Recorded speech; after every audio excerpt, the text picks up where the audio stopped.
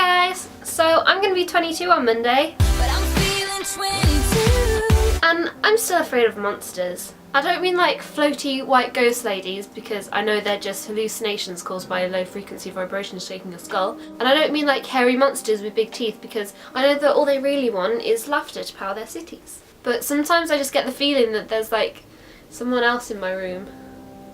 Things that really don't help are that I have a cat that likes jumping on my face if I don't let her out at night, and the light by my bed is broken, so every time I'm reading there's an ominous flickering every so often. So last week I was staying around at my boyfriend's house. I'm just going to call him James from now on because that's his name. And I had the nightmare that I think I mentioned last week. And in the nightmare it was that there's these ghost things that are everywhere but you can't see them. But if you look at them, then they do something bad to you that wasn't specified. So there was me and this man there, and the man was, if he talked really fast, then he would talk into the future. So if he started talking for too long, then he'd start talking about stuff that was about to happen, that hadn't happened yet. So we agreed to meet the next day in this big hall, but he said like, "Oh, I'll have to run there, otherwise my wires won't catch up with me," or something like that. So then we were in this hall and we were scaring them, and then the shadows started turning into faces, scaring me again already. And they had like really big eyes and they were just staring at us.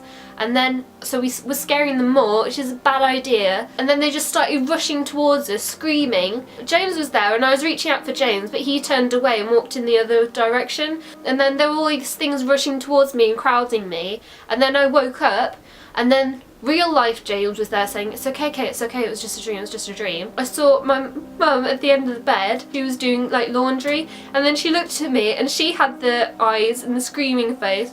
So that made me freak out, and by that time James had gone back to sleep, so he turned away like he had done in my dreams, so I was pissed about him for that. I'm saving that idea for future film references, but it's not nice. Why is my mind so...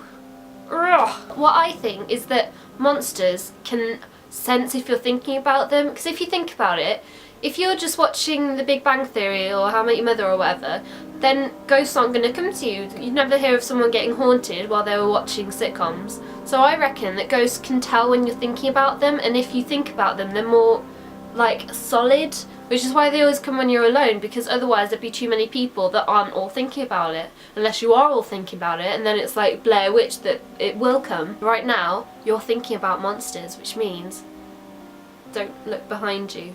The only way they can't get you, what I think, is if you do this.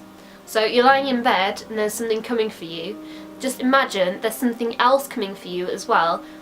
So you're lying there, they're both coming towards you, coming closer and closer and closer, and then they see each other and they fall in love and they start making out. And then they're just making out at the bottom of your bed. I've pretty much revealed all my craziness all in one video. Please tell me if you think this way as well, that I'm not the only one who's more scared of werewolves than rapists if you're walking around alone at night. And if there's other tips that you recommend that to get us all through this hard times. Remember to subscribe if you want more of... God, what's that? Ah! Ah!